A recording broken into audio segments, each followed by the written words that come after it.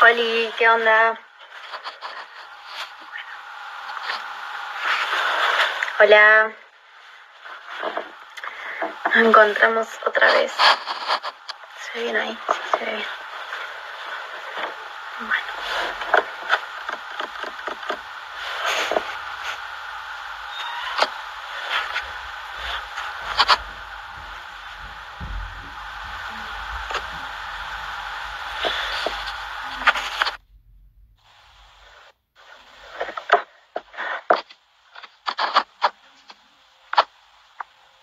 A ver si funciona esto. ¿Cómo les va? ¿Qué onda? Olu. Ahí está. Oli. Ahora sí. Ahora sí. Muy bien. Estamos. Voy a poner esto acá, que se vea bien. Bueno. Vamos a esperar que se una un poquito más de gente. Perfecto.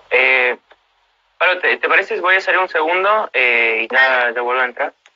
Sí, dale, genial. Ahora ya sé que funciona.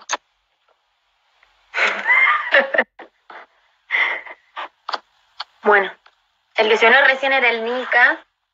Entre los dos vamos a hacer un repasito del práctico, de los textos del práctico, ver algunas cosas. Vamos a dejar el vivo guardado en Instagram para que se guarde. Lo vamos a subir a las historias y queda por 24 horas. Y lo vamos a guardar en YouTube. Así que no se preocupen que va a estar para verlo en la posteridad si no lo pueden ver ahora. Así que no se preocupen. Vamos a esperar que vuelva el Nika ahora en un ratito y ya arrancamos.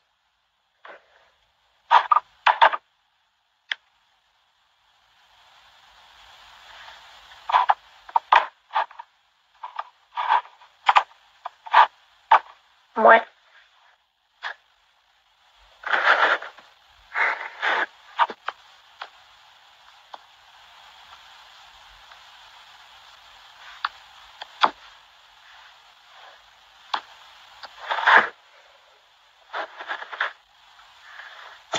Vamos a ver si hoy podemos tratar los textos del práctico 1, hacer como una breve introducción, ver un par de cositas. Sí, ahí viene el Nika. Ahí vuelve y vemos qué onda, cómo sale esto.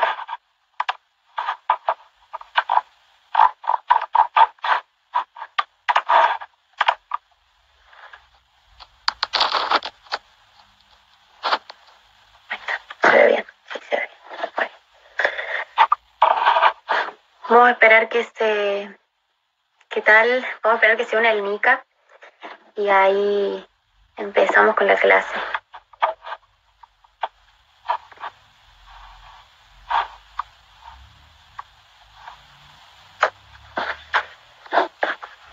¿Qué onda? Ahí está. A ver.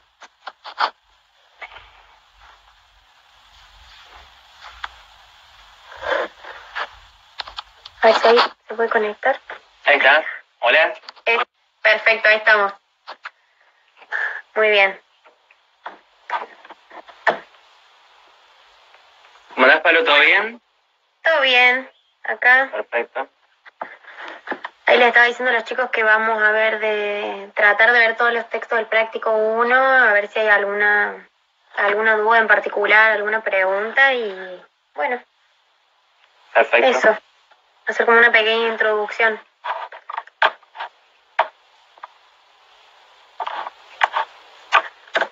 Te alisten el mate, bueno, ahí pusieron un cafecito. Espero que ya hayan merendado. Algo para pasar la clase y ya.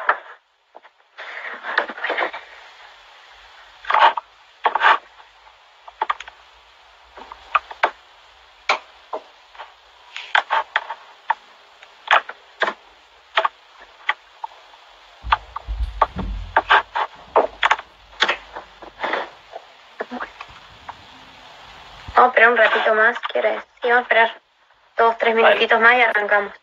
Perfecto.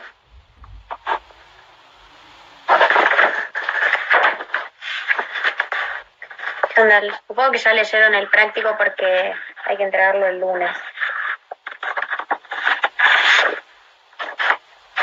Sí, no es tan difícil, se ve que está bastante accesible. Sí, Omar Hacha escribe accesible. Tenemos el contraste de un señor que escribió hace mucho tiempo y uno que escribió ahora, todavía sigue vivo, contemporáneo. Pero no, accesible el práctico, además es cortito, 16 páginas. Está bien. Incluyendo los documentos es poco. Bastante bien. Bueno, un ratito más y ahí arrancamos. Un texto de Lenin, que hace poco también cumpliría años, ¿no? En abril. Sí. Cumpliría 150 años. Sí. Un poco de historia, ¿no? Han pasado por... Bastante. Pero bueno, es un tema lindo, es un tema muy interesante de leer. Es divertido, más allá de... ¿Qué va a ser más? Sí, por suerte el práctico, acá están diciendo que pensaban que el práctico iba a ser más largo. Por suerte claro. Es cortito. Son textos fáciles de leer los dos y los documentos también están muy bien tipeados, así que se entiende. Bueno.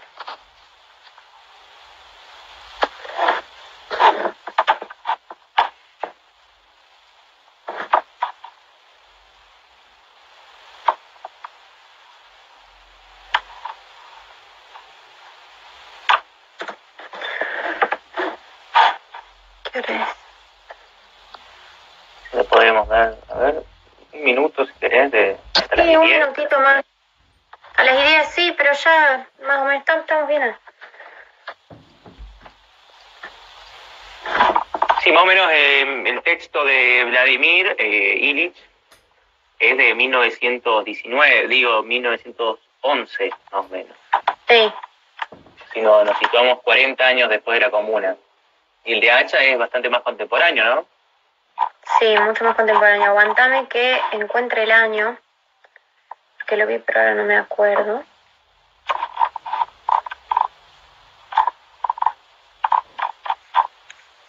No, creo que no dice.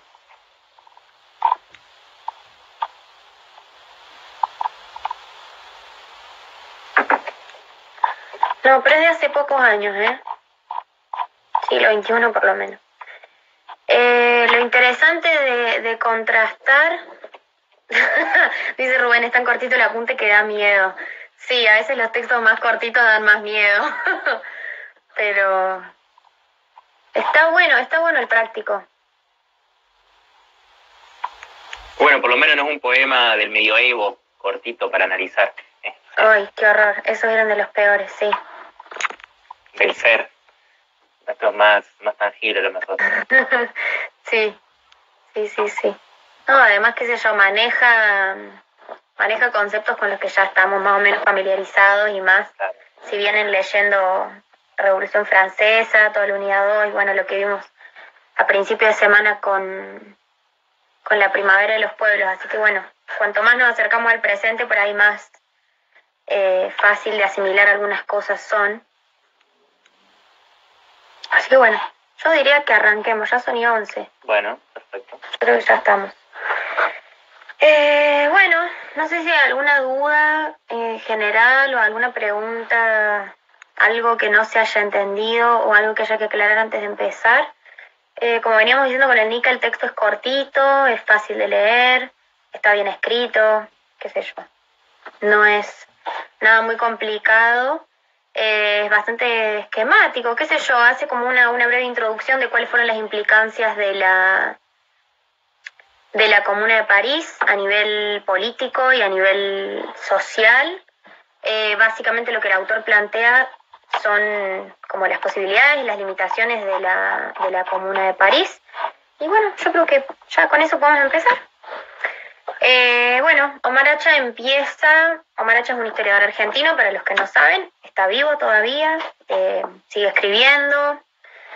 Plantea e inicia su texto, por si no lo leyeron, diciendo que la Comuna de París de 1871 fue un acontecimiento social, cultural y político que justamente dio lugar, como dice su nombre, en París, en Francia, pero que sus consecuencias y sus implicancias políticas y sociales se extendieron a lo largo de Europa e incluso tuvieron algunas implicancias en América Latina.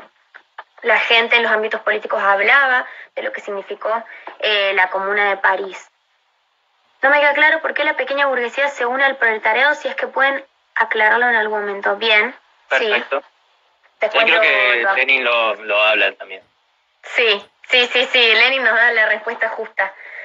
Bueno, la Comuna de París, específicamente en Francia y en Europa, o sea, los distintos estados que estaban alrededor de Francia, genera y despierta como un miedo en general y una preocupación, teniendo en cuenta, o sea, analizando lo que las clases obreras, los proletarios eran capaces de hacer, viendo que esto era posible y viendo lo que se había logrado en París, distintos estados empezaron a desarrollar políticas para prevenir procesos como el de la Comuna de París en sus diferentes ciudades y en sus diferentes capitales. Entonces surge lo que Hacha llama la intervención social del Estado y la doctrina social de la Iglesia, o sea que el acontecimiento de la comuna, el establecimiento de un gobierno obrero como tal, por obreros y para obreros, genera un miedo y una preocupación en los diferentes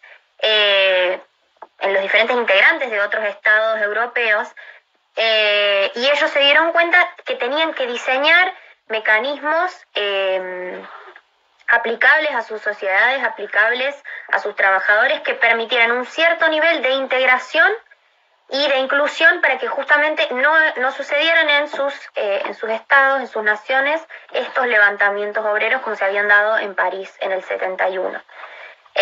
Un dato de color que menciona el autor es que contemporáneo, o sea, al mismo tiempo que se sucedía la Comuna de París, la sociología se empezaba a establecer, se formaba como ciencia y como disciplina. Y otra cosa interesante es que, como vimos en el último encuentro que tuvimos, Marx escribe el Manifiesto Comunista más o menos en la misma época de la Primavera de los Pueblos, y Marx es considerado, se lo llama uno de los padres de la sociología, uno de los fundadores de la sociología, junto con Weber y Durkheim. Entonces es interesante ver cómo estos conceptos y estos diferentes intelectuales y escritores empiezan a moverse más o menos en el mismo ámbito y empiezan a escribir más o menos sobre lo mismo, analizando ciertas lógicas políticas, analizando las estructuras sociales, analizando las estructuras económicas, y van construyendo lo que es la sociología como ciencia y como disciplina. A nivel la comuna en sí, como acontecimiento político, es significativa por sí misma porque implica la clausura o el cierre de la ola revolucionaria que se abrió en 1848 con la Primavera de los Pueblos. Tenemos que pensar que esto es casi 30 años después. La Primavera de los Pueblos fue en el 48, la Comuna es en el 71, son casi 30 años. Y también la Comuna implica, o genera un eco en otras ciudades de Francia, como en Burdeos o en Lyon, pero no se logra hacer lo que se logró en París por tener una amplia clase obrera urbana. La comuna es significativa además porque permite la participación popular directa en la formación de un Estado y porque permite o abre la lucha y la disputa ideológica por cuáles tenían que ser las condiciones de gobierno, cuáles tenían que ser las condiciones políticas, de construcción de las políticas, de construcción de las instituciones, y permite presentar la disputa entre los diferentes tipos de gobierno. Si lo que la sociedad quería era un Estado obrero, una república burguesa o una monarquía. Entonces también esto es interesante para ver cómo la clase obrera logra organizarse y no solamente construye una conciencia de clase y construye un movimiento ideológico, sino también que reconoce sus posibilidades materiales para llevar a cabo un levantamiento contra la clase burguesa. Algo que hay que tener en cuenta es que la clase obrera no era homogénea, ¿sí? No estaban todos de acuerdo en lo mismo, no eran una clase obrera formada tal cual como la conocemos hoy en día. no existía un partido político con la concepción partidaria que tenemos hoy en el siglo XXI, no había un nivel de organización y de institucionalización de los partidos, sino que la clase obrera estaba en el inicio de su formación y de hecho lo que se consideraba clase obrera, justamente como ya dije, era heterogénea y muchas veces incluía no solamente artesanos y los diferentes núcleos obreros urbanos que trabajaban en la metalurgia y en las diferentes fábricas, sino también incluía algunos burgueses progresistas, algunas capas progresistas de la burguesía. Entonces, por lo tanto, no había metas específicas, había más bien como una meta general. Entonces era como un caldo de cultivo, una sopa un poco confusa, que al final, durante el proceso, se termina diferenciando la burguesía de la clase obrera, que tiene que ver con lo que preguntaba la compañera al principio, de por qué la burguesía se une con la clase obrera si sus objetivos son distintos. Y lo interesante de ver es que en realidad en ese momento no había una construcción ideológica, una construcción política y de conciencia tan marcada como tenemos hoy, o una diferenciación tan consciente por parte misma de los trabajadores y de los burgueses de lo que implicaba ser o pertenecer de estas diferentes clases, y también reconocer las posibilidades y cuáles eran sus objetivos a mediano y largo plazo como clase, además de como individuos. El contexto en general, económico y político en el que se dio la Comuna de París, veníamos de un proceso de recesión económica a fines de 1860, veníamos de una crisis política en la que Luis Bonaparte, había sido derrotado en la ciudad de Sedan en 1870. Que el emperador de Francia hubiera sido derrotado en una guerra, en un enfrentamiento armado, implicó el derrumbe del imperio desde arriba hacia abajo. Hacha habla de un desmoronamiento cupular, o sea, desmoronamiento de la cúpula, de arriba hacia abajo. Se empieza a caer la estructura política que se había armado como imperio. Era esta cabeza, no solamente la cabeza militar, sino también la cabeza visible, política, carismática, de lo que implicaba el imperio de Francia posteriormente a la Revolución Francesa. Entonces veníamos de una situación de descontento general de las clases obreras urbanas, de una crisis política, de una crisis económica, y además veníamos de un conflicto militar específico que fue en 1870, en septiembre de 1870, Prusia sitia la ciudad de París y la mantiene presa, la mantiene cerrada y rodeada por el ejército prusiano desde septiembre de 1870 hasta enero de 1871, en el que posteriormente a la caída de Napoleón, en el que es derrotado en la batalla, lo toman prisionero. Entonces la Asamblea Nacional se declara como la gobernante de Francia nuevamente y se establece la Tercera República. La Tercera República tiene en ese momento un representante, tiene una diferente cantidad de representantes. En ese momento el gobierno o la defensa nacional, que se llamaba, era presidida por un señor que se llamaba Jules Louis Truche, o Truchet, Truchou, no sé cómo se pronunciará, que tenía un gabinete político con el que podía actuar frente a estas situaciones y fue el que lideró la negociación o el acuerdo de armisticio, es decir, de discusión de la paz, con Prusia. Finalmente, el armisticio Francia lo pierde, por decirlo de alguna forma, porque tiene que cederle tierras a Prusia y tiene que pagarle una indemnización económica, además de dejar a sus ejércitos desfilar por los campos elíseos parisinos. Entonces, este resultado de la discusión de paz genera un sentimiento y se construye como un relato de traición gubernamental, de traición republicana, de traición a la patria, de que el gobierno no había sido capaz de defenderse, no solamente frente al sitio de la ciudad de París por los prusianos, sino también en la negociación de la paz, que habían sido débiles, que habían sido inútiles, que no habían logrado defender su tierra, su patria y a su gente, porque pensemos que si la ciudad de París estuvo sitiada desde septiembre de 1870 a enero de 1871, la gente se moría de hambre porque no podía salir, no había comercio. Entonces,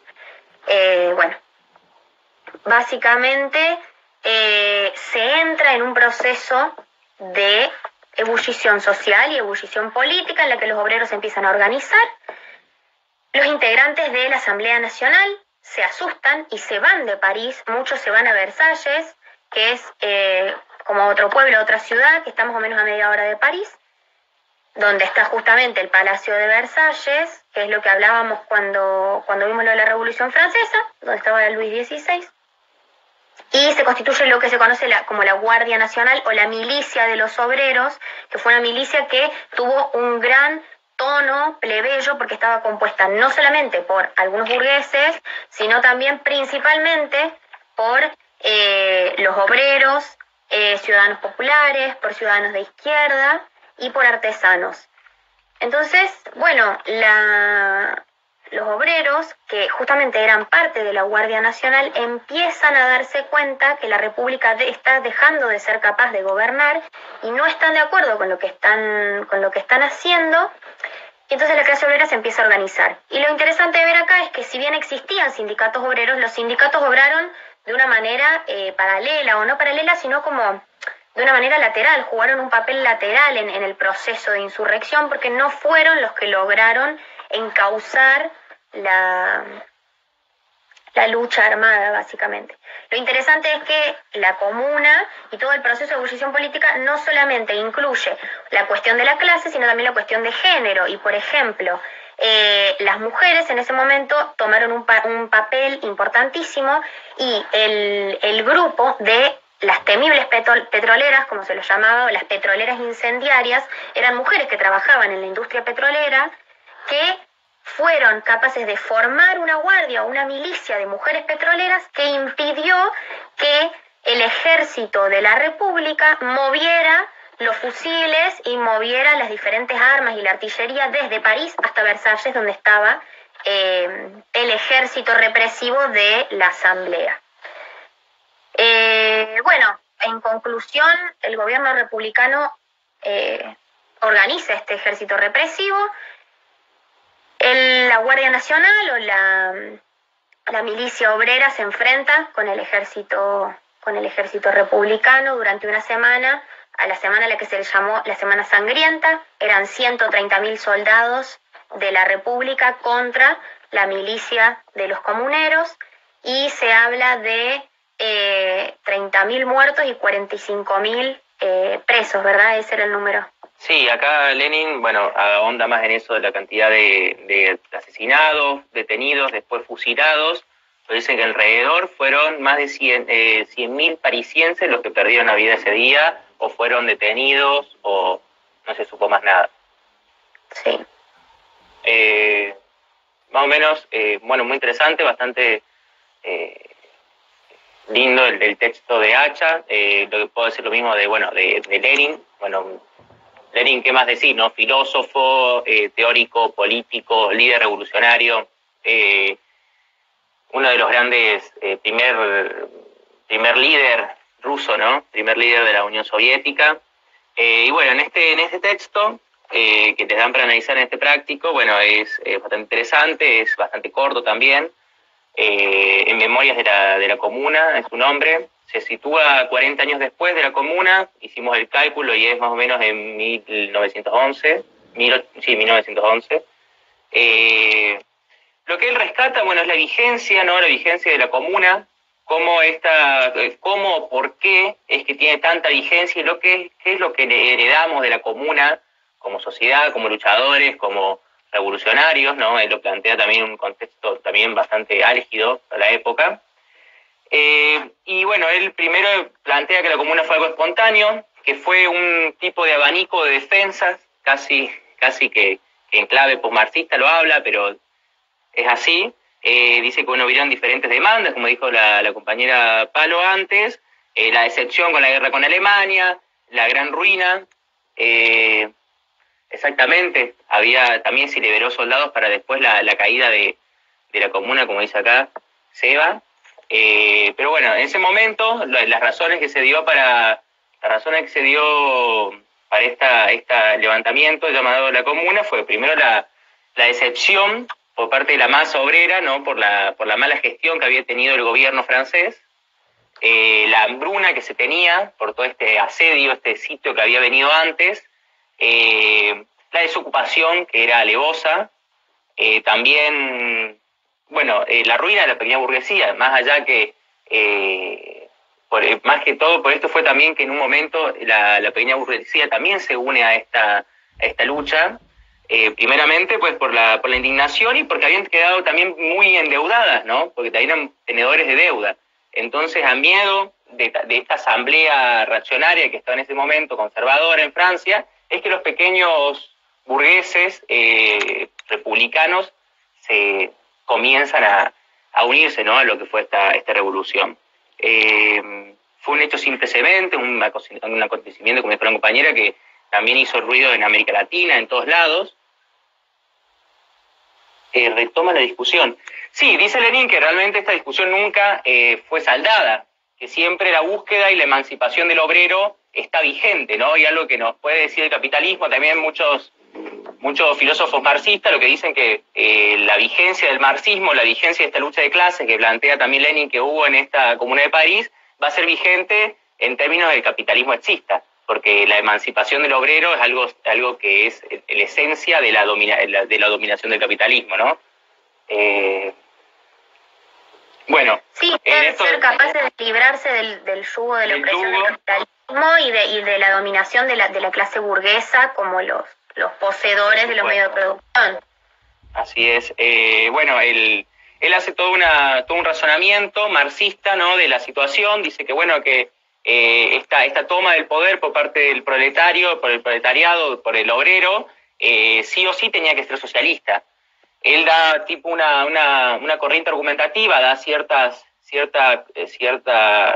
hilo conductor en que él dice que bueno, que para poder levantar este yugo opresor que tenía a la sociedad tan triste y tan mal, es que tienen que primero tomarse los medios de producción, tienen que romper esa atadura social que mantiene con el capital, o sea, la dominación del burgués sobre el proletario. Entonces, por eso la esencia de la comuna era socialista, para el autor, ¿no? Que vemos que es un corte marxista bastante importante. Vemos que, bueno, como en su momento, como dijimos anteriormente, la comuna se conformaba por patriotas que estaban en contra del gobierno anterior que había cedido todas estas cuestiones a Alemania después de la guerra, los pequeños tenedores de deuda, que serán los pequeños burgueses, y bueno, en su momento, republicanos burgueses que tenían miedo a esta asamblea reaccionaria, ¿no? Y principalmente el papel del obrero. Acá hace una pequeña pregunta, no sé. Dice Lenin, me parece que deja como enseñanza la necesidad de un partido del proletariado con un programa político y los papeles, no sé si dice vacilables, de la pequeña burguesía a la hora de pasarse de bando. Sí, a ver, es algo que ya habíamos visto durante la primavera de los pueblos. La burguesía, a la hora de darse cuenta que sus medios de producción y sus posesiones, sus tierras y sus posibilidades económicas están vulneradas, no tiene ninguna duda en moverse como clase por su propio beneficio y abandonar a la clase obrera en la lucha. No es algo que le pese en su conciencia. Lo que vimos anteriormente en la primavera de los pueblos es que la burguesía ahí se da cuenta de que sus demandas económicas las puede conseguir sin necesidad de una revolución social. En un tiro afloje político con los moderados o con los más reaccionarios puede llegar a un acuerdo sin necesidad de ver vulnerados sus privilegios, ¿no? Sí, tal cual. Bueno, en su momento, como vemos, se conformaba por todos estos pequeños, estas pequeñas identidades, pero el papel fundamental lo tomó como siempre el obrero, ¿no? Con todo esto, con el carácter revolucionario, claro, lo bien fueron haciendo. Bueno, hay una cuestión más electoral en otros textos. Esto a lo mejor no es tan electoral. Este texto es más de corte marxista, ¿no? Bueno, por lo que vemos, estas pequeñas identidades son separadas fueron separándose de la comuna por un miedo, ¿no? Por el miedo del carácter revolucionario socialista que sí o sí era de alguna forma, según la lógica marxista, era la única forma de que salieran, que tuvieran una resolución para el pueblo, ¿no? Para el obrero. En este sentido, al burgués separarse de esta lucha, es inevitable su fracaso, dice él, ¿no? Porque era muy difícil sostener esta lucha sin ese apoyo.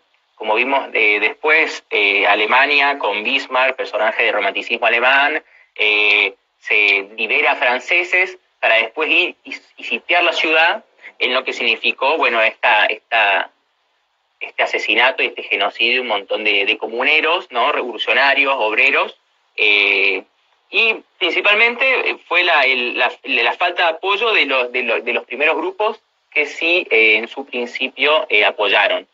Vemos que, bueno, el compañero Illich habla de las condiciones para el triunfo de una revolución social, que más allá de que tiene que haber un movimiento y que tiene que voltear el poder para mantener de alguna forma el poder o mantener lo que fuera una revolución constante, ¿no? Tendría que ser, bueno, primero que tendría el desarrollo de sus fuerzas productivas, porque si no, sin el desarrollo de sus fuerzas productivas, porque la mayoría de los obreros de la comuna eran artesanos más que todo, no tenían una tecnicidad en su, ¿cómo se dice?, en su desarrollo productivo.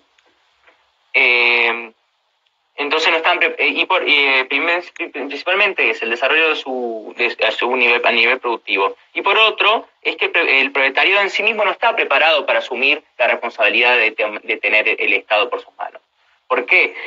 Y él dice principalmente porque no había un partido obrero. Sí había gente que estaba afiliada a la Internacional, pero en ese momento también el corte de la Internacional tenía otros propósitos, a lo mejor, que eran más internacionales, más allá la propia palabra lo dice, ¿no? Y aparte de esto no existían cooperativas sociales, no existían sindicatos, y existía realmente una poca organización dentro de todo esto. Él dice que las principales cosas que hacen separar a la burguesía de esta gran lucha es que amenazaba realmente el viejo mundo, amenazaba por todos lados las estructuras del capitalismo, las estructuras de este Estado que se había formado hasta entonces. Una de las medidas que marca, por así decirlo, aunque ahí después más adelante en su texto lo tienen más remarcado, que fueron las actas con las que piden estas diferentes medidas que pide el autor acá, por ejemplo, la sustitución del ejército regular por el pueblo, ¿no? El pueblo armado. Ahí creo que hay una determinación en el texto de Hacha, ¿no, compañera? Sí. Que dice, ¿no? Cómo se conformaba este mismo ejército que terminó. No, lo que plantea Hacha no lo trata tanto, pero sí Marx, en un texto sobre la Comuna de París, plantea que la Comuna de París como Estado obrero lo que busca es disminuir en mayor medida los mayores gastos del Estado, el gasto público, y los mayores gastos públicos eran el mantenimiento de un ejército permanente, es decir, pagarle un sueldo a los militares, y además los costos de la burocracia política, de los negociados de las instituciones políticas de la república de ese momento. Entonces, como entender que si bien Lenin tiene, o sea, como que está totalmente acertado en su análisis de que era muy difícil el sostenimiento de un Estado obrero, justamente por la falta de partido, de la existencia de un partido obrero organizado, institucionalizado, los obreros lograron construir, Marx dice que lograron construir lo que se llama, para que encuentre el concepto, un gobierno barato, porque lograron disminuir los dos mayores gastos, el ejército y la burocracia, pero que en realidad hablar de gobierno barato o de verdadera república o de verdadera comuna no eran ni siquiera sus objetivos finales, sino que eran como herramientas para llegar para la emancipación, para llegar al fin, al objetivo final, que era despojarse de la dominación de clase en sí. No solamente acabar con la forma monárquica de la dominación de clase y con los abusos de la república burguesa, sino eliminar la dominación de clase totalmente. Pero eso era muy difícil porque estamos en un contexto de imperialismo salvaje, en un contexto de capitalismo en auge, con la industrialización y con la formación de la clase obrera. Entonces, bueno, es muy difícil. Sí, más allá de eso, que el texto de Mar es bastante pesimista en ese sentido, Creo que en este texto, ¿no?, de Lenin lo que quiere hacer es más o menos resaltar la importancia de la comuna, ¿no? ¿Por qué es que le da tanto auge? ¿Por qué podemos decir que es vigente hasta ahora? Y bueno, porque estas demandas siguen siendo demandas importantes para el pueblo, porque se sigue trabajando sobre la misma base de demandas y seguimos recibiendo lo mismo, ¿no? De alguna forma lo que vendría a ser su subyugación a la revolución de alguna forma. Bueno, para seguir avanzando en el texto, es muy cortito, él habla de las medidas que se tomaron muy por encima, después en las actas las ven mucho más explicitado, pero son, bueno, esta desarme del ejército regular, la separación de la Iglesia y del Estado, donde vemos que también las propiedades del Estado, las propiedades de la Iglesia pasan a estar en manos del Estado.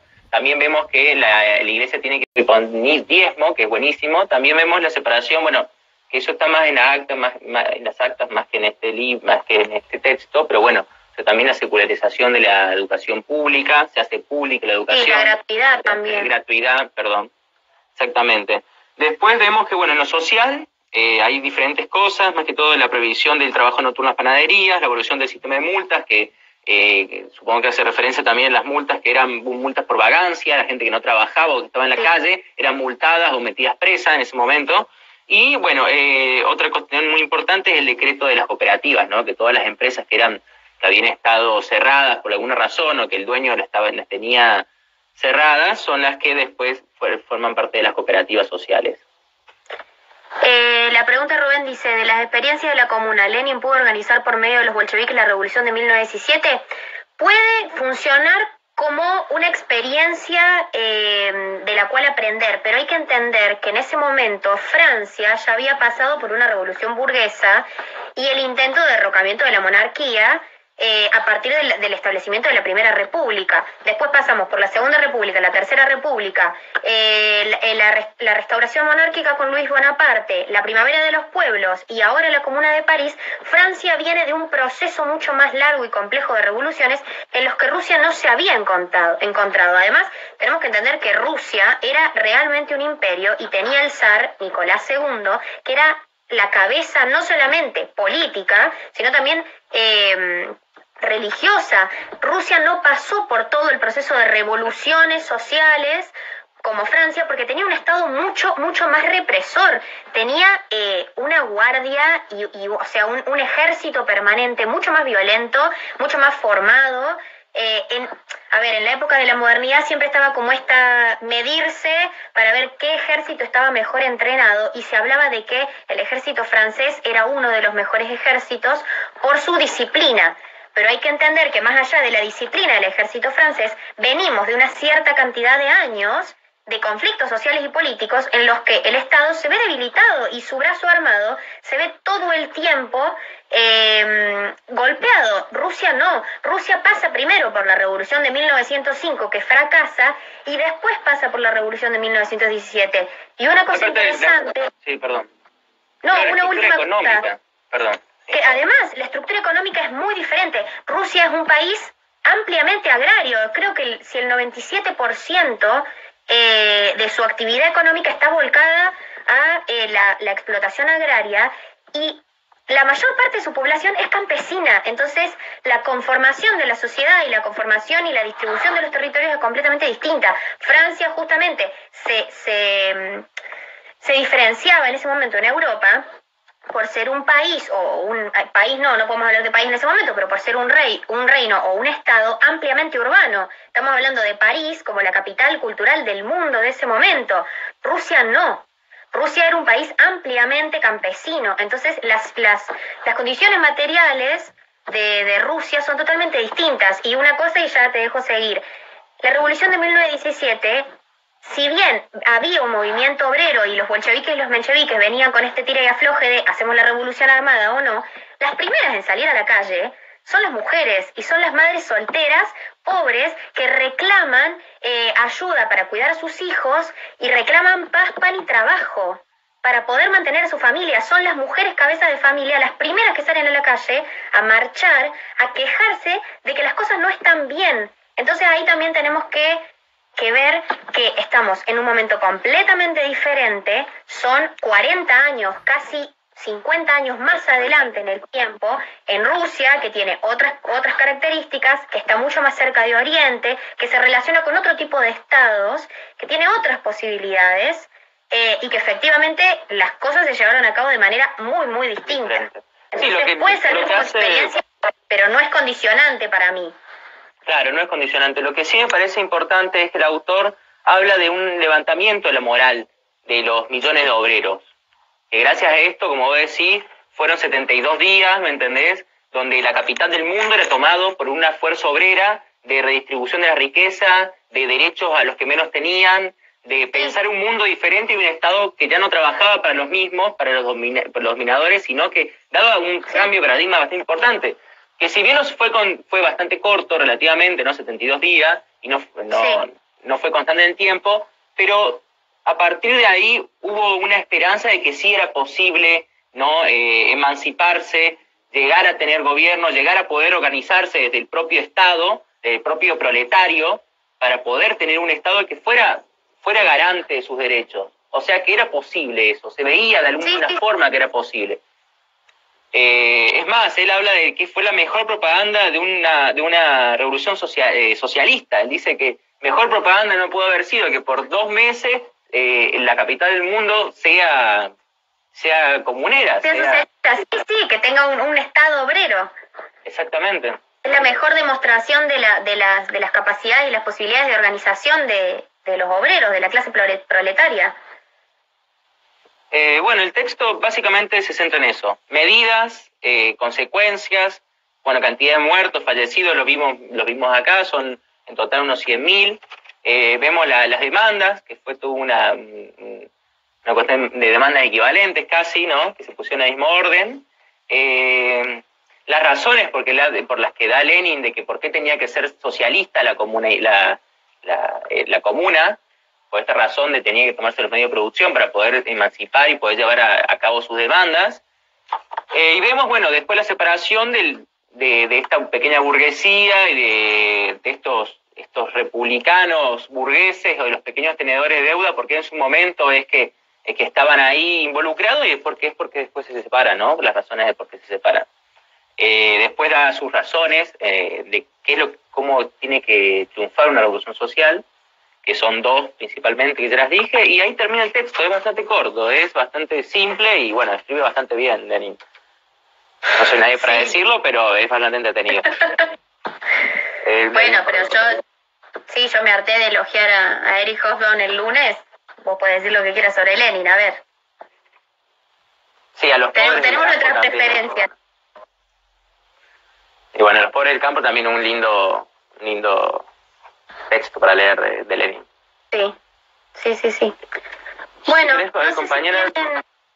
No, tengo lo del sistema electivo de la comuna como para dar alguna precisión de la forma de gobierno obrera, básicamente.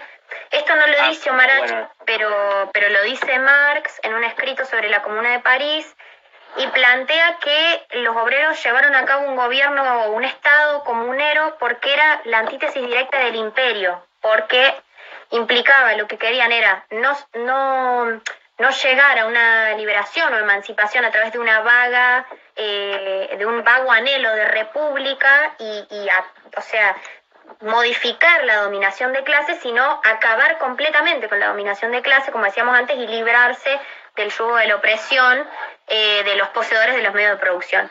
La comuna, así como en términos institucionales, estaba formada por consejeros municipales que eran elegidos por sufragio universal. Cada consejero era de los diferentes distritos de las ciudades y estos consejeros eran responsables totalmente de sus actos y eran cargos revocables en todo momento, es decir, no eran cargos vitalicios que se heredaban o que cuando te lo daban era para toda la vida, sino que vos cometías un error y el gobierno estaba en potestad de quitarte ese cargo y llevar a cabo una nueva elección. La mayoría de los miembros eran naturalmente obreros o representantes reconocidos de la clase obrera o del movimiento obrero del momento, y la comuna no tenía que funcionar como un organismo parlamentario meramente representativo, sino que tenía que ser una corporación que incluyera la organización del trabajo, que tuviera la capacidad de ejercer el poder y a su vez de crear leyes. Entonces hablamos de trabajo, poder ejecutivo y poder legislativo. A su vez, tenía que ser un instrumento de gobierno central, tenía que continuar controlando los diferentes ámbitos del gobierno, y una medida que llevó a cabo la comuna fue tomar la institución de la policía, despojarla de sus atributos políticos y convertirla en un instrumento de la comuna, como una especie de, claro, en un instrumento revolucionario, como una especie de guardia nacional, una milicia, pero que ya no era milicia porque estaba justamente institucionalizada, era parte del gobierno. Una milicia, antiimperialista, por así decirlo. Claro.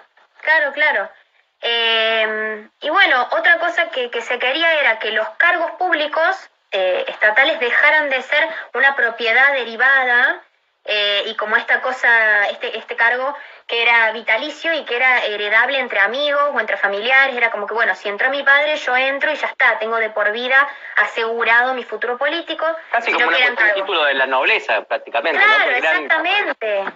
Eran testaferros de la propia nobleza, realmente, las instituciones estatales. Claro, que dejara de ser un testaferro del gobierno y que se convirtiera en un sistema aceitado de gobernación y administración municipal. Básicamente lo que querían, bueno, vos ya lo dijiste, separación de la iglesia y del Estado, despojar a los curas de su poder, sacarles los diezmos y que vivieran de las limosnas. La educación también. También la educación. De la mano de la iglesia. Sí, liberarla de la intromisión de la iglesia y del Estado. ¿Qué más? Bueno, toda esta concepción de que los funcionarios públicos, los magistrados y los jueces no eran cargos electivos, no eran testaferros, eran funcionarios electivos responsables de sus actos y que esos cargos eran revocables. Si ellos cometían un error o actuaban por fuera de la ley, ese cargo les podía ser revocado y ellos podían ser removidos de ese lugar y se llevaría a cabo un proceso judicial de revisar los actos y lo que sucedió y definir a través de un tribunal si esa persona puede seguir formando parte del gobierno, si puede volver a tomar un cargo político o si tiene que ser apartado del gobierno. Acá algo que me parece interesante, que Marx plantea que la comuna tiene que ser la forma política que lograra revestir hasta la aldea más pequeña de todo el país. O sea que la comuna tenía que tener delegados de hasta el pueblito más chiquito, alejado de la ciudad más grande.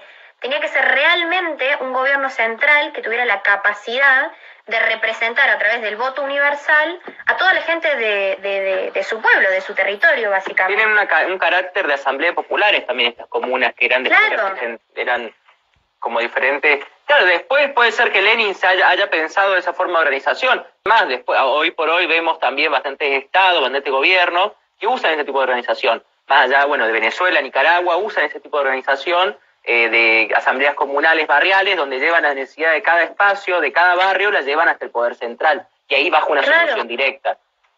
Sí, es una gran herramienta de comunicación. Claro. Es un gran intermediario entre el pueblo y el gobierno central. Otra cosa que me parece importante es que los comuneros planteaban que el gobierno central tenía que ser un régimen comunal. Era la única forma justamente de despojarse de todas estas... Marx usa el término excrescencia parasitaria, de despojarse de todos estos desechos de la clase política que estaba beneficiándose a sí misma pero perjudicando al pueblo.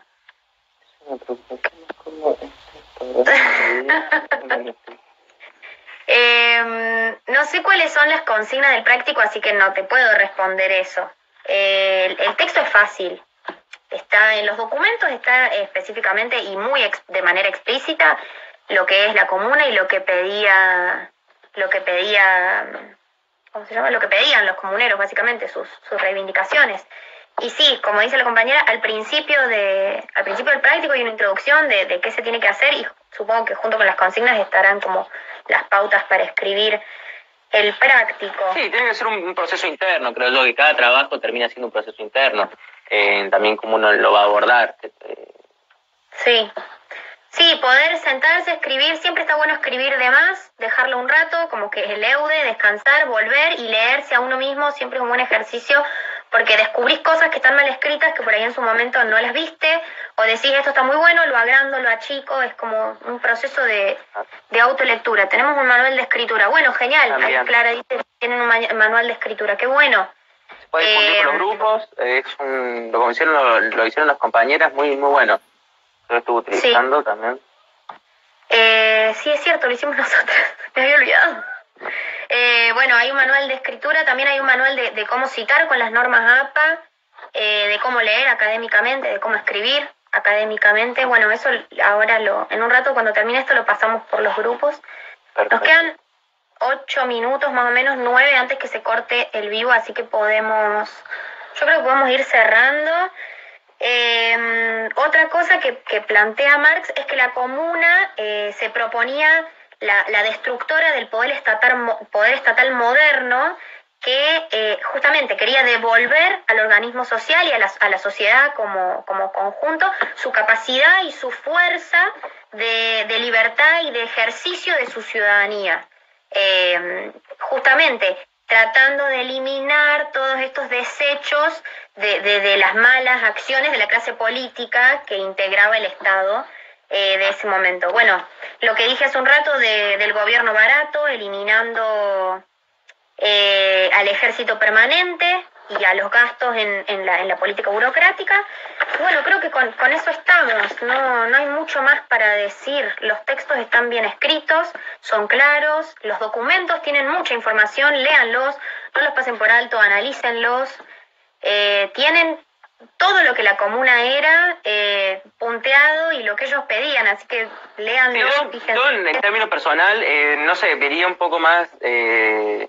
dice los manuales. Yo lo que estaría más en relación a los temas es el posicionamiento del movimiento anarquista. Eso me parece que es algo que, bueno, por la misma característica de los libros, de los textos, que son bastante marxistas, creo que dejan un poco como que no nombran eso. Pero realmente creo que es importante si uno puede meterse. Yo el otro día recomendé un par de documentales de Canal Encuentro que habla del marxismo, de cómo tuvo que ver lo que fue la comuna francesa de París, o sea que es muy importante. Para mí, ¿no? Sí, de hecho en YouTube hay un par de documentales sobre la Comuna de París, si los quieren hojear. Pero repito, el material que tienen está bien, está claro, está bien escrito, está completo, no tiene que ser necesariamente largo para estar bien. Uno puede hacer un texto corto, conciso, con la información necesaria. Y lean los documentos, porque los documentos que están al final del práctico son los que tienen la información si le hacen alguna pregunta específica de cómo estaba compuesta, qué pedía la comuna, cómo eran los sistemas electivos, etcétera, etcétera. Para mí, tienen las herramientas que necesitan y bueno, les vamos a decir a las chicas ahora que pasen por el grupo de historia, los manuales que hicimos sobre escritura académica, sobre lectura, sobre cómo citar con las normas APA, y bueno, eso. Y tienen un fin de semana lindo para trabajar, para pensar, para hacerlo tranquilos. Con el mate. Usen lo que tienen, no se metan en internet a buscar resúmenes o cosas porque eso nunca sale bien. Los textos que tienen están buenos, están bien escritos y tienen la información que necesitan. Y si hay pautas para escribir, manténganse dentro de esas pautas y bueno, reléanse. Déjenlo un rato, pásenselo a alguien, léanlo en voz alta para ver si está bien escrito. Una serie también leer el texto del capítulo 4 del libro. No sé qué capítulo 4 de qué libro. No sé si será del apunte o... Bueno. 4.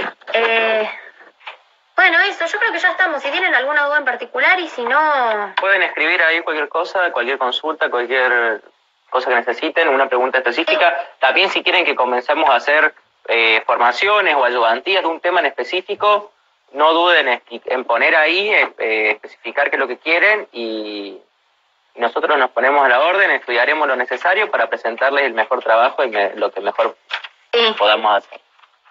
Muy bien. Dice ahí el capítulo 4 del apunte. Ah, bueno. Igual sí, bueno, genial. Sí, en el apunte está todo.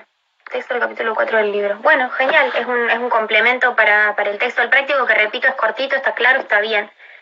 Se puede hacer solo... Con el texto de Omaracha. No, no se puede hacer solo con el texto de Omaracha. Justamente por eso te dan 2 textos y 2 o 3 documentos. Claro, en el PDF especifica al principio, me parece, según leí la consigna, aunque no son bien a su consigna, pero dice que hay que leer la biografía y los documentos de la época que aquí se presentan. Así que estos dos son. Bueno, gracias a ustedes por escucharnos. Siempre es lindo preparar clase y que la gente nos vea y nos escuche. Y repito, si tienen alguna pregunta o alguna duda, nos mandan un mensaje. Esto va a quedar guardado en Instagram y va a quedar guardado en YouTube. Y también solemos pasar el audio solamente como una especie de podcast por los grupos de WhatsApp.